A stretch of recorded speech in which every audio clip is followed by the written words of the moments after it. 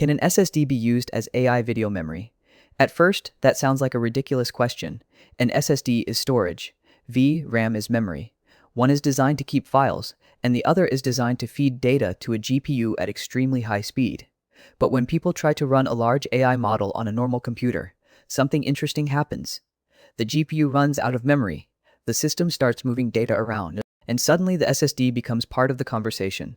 So yes, an SSD can help you run an AI model that does not fit inside your GPU as VRAM. But no, it does not magically turn into real VRAM. That distinction is the entire story. Let me start with the basic problem. Imagine I have a graphics card with 24 gigabytes of VRAM, but I want to run a model that needs 40, 60, or even 100 gigabytes of memory. The model simply does not fit. The obvious solution is to buy a GPU with more RAM. Unfortunately, high-memory GPUs are expensive, sometimes extremely expensive. That is why people start looking at system RAM, unified memory, SSD storage, and different forms of model offloading. The important thing to understand is that an AI model is not just one giant file that sits in memory doing nothing. During inference, the computer constantly reads model weights, processes activations, stores temporary data, and moves information between different parts of the system. The closer that data is to the GPU, the faster the GPU can use it. VRAM sits directly next to the GPU and is connected through a very wide, very fast memory interface. A modern high-end GPU can have hundreds of gigabytes per second, or even more than 1 terabyte per second of memory bandwidth. A normal NVMe SSD is fast compared with an old hard drive. It may read several gigabytes per second. That sounds impressive until I compare it with GPU memory. Even a very fast consumer SSD is still dramatically slower than RAM, and raw bandwidth is only part of the problem. SSDs also have much higher latency. The GPU cannot access SSD data in the same direct, immediate way that it accesses its own memory. So when someone says, "I am using my SSD as RAM," what is usually happening is more complicated. The SSD may be acting as overflow storage. Some model data stays in RAM, some stays in system RAM, and the rest remains on the SSD until it is needed. Software can load different sections of the model at different times. This is often called offloading, paging, streaming, or memory mapping, depending on how it is implemented. For example, imagine a model has 70 gigabytes of weights. My GPU has 24 gigabytes of VRAM, and my computer has 32 gigabytes of system RAM. The complete model cannot fit in either one. A tool might keep the most frequently used data in VRAM, place another portion in system RAM, and read the remaining data from the SSD when necessary. Technically, the model may run, but it runs does not mean it runs quickly. This is where a lot of online demonstrations can be misleading. Someone may show a massive model loading on a consumer computer and say that an SSD makes it possible.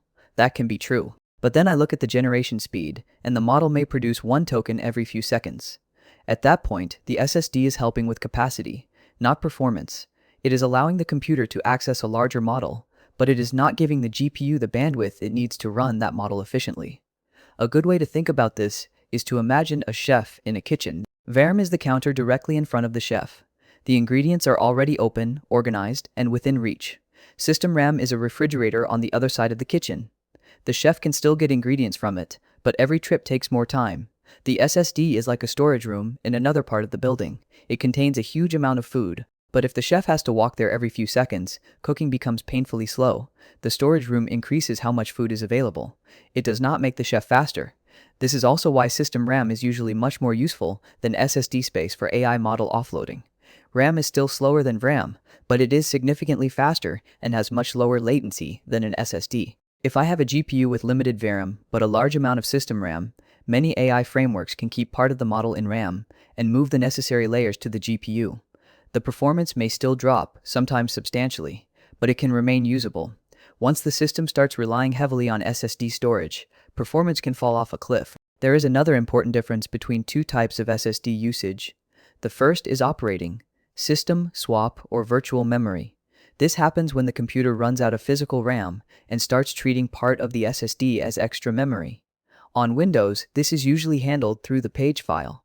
On Linux, it is commonly called swap. This can prevent an application from immediately crashing when RAM is exhausted, but it is usually the worst-case scenario for AI workloads because the operating system is deciding what gets moved to storage. The AI software may have little control over when the data is swapped in or out. The result can be constant disk activity, long pauses, freezing, or extreme slowdowns. This behavior is sometimes called thrashing. The second type is intentional model offloading. In this case, the AI software knows that the model is larger than available memory. It deliberately stores or maps certain weights on the SSD and loads them in a planned sequence. This is generally better than uncontrolled operating system swapping because the software can organize data movement around the model. Architecture, some formats allow model files to be memory mapped. Instead of copying the entire model into RAM at once, the operating system can expose sections of the file to the application as they are needed. This can reduce loading requirements and make it possible to open models that are larger than physical RAM. But again, memory mapping does not eliminate the speed difference. If the model repeatedly needs data that is not already cached in RAM, the SSD becomes a serious bottleneck. The usefulness of SSD offloading also depends on the workload. For simple model loading, an SSD can make a huge difference. A fast NVMe drive can load a large model much faster than a mechanical hard drive. For one-time processing, experimentation, or situations where speed is not important, SSD-assisted inference may be acceptable. For example, maybe I want to test whether a model can answer a specific question. I do not care if I wait a minute for the result. In that case, using RAM and SSD offloading may be better than not running the model at all. It can also be useful for research, model conversion, quantization, or processing large checkpoints where only portions of the data need to be accessed at a time. But for interactive chat, coding assistance, real-time image generation, video processing, or serving multiple users, heavy SSD offloading usually becomes frustrating very quickly. Large language models are especially sensitive because generating each new token involves repeatedly accessing model weights. If those weights have to travel from the SSD over and over again, the GPU spends a lot of time waiting, and a powerful GPU waiting for data is basically an expensive piece of hardware doing nothing. There is also the issue of the context window and the KV cache. When I run a language model with a longer conversation, the system has to store information related to previous tokens. This is often stored in something called the KV cache.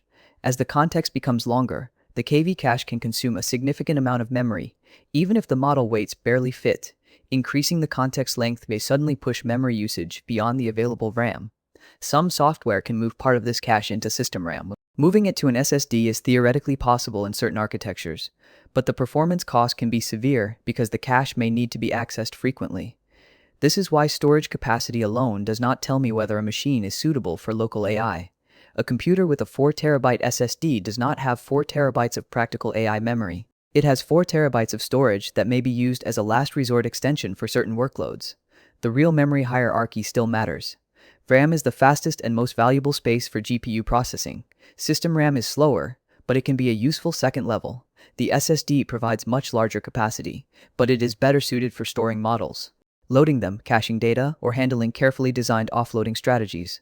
Another question people ask is whether a faster SSD will solve the problem. It helps, but only to a point.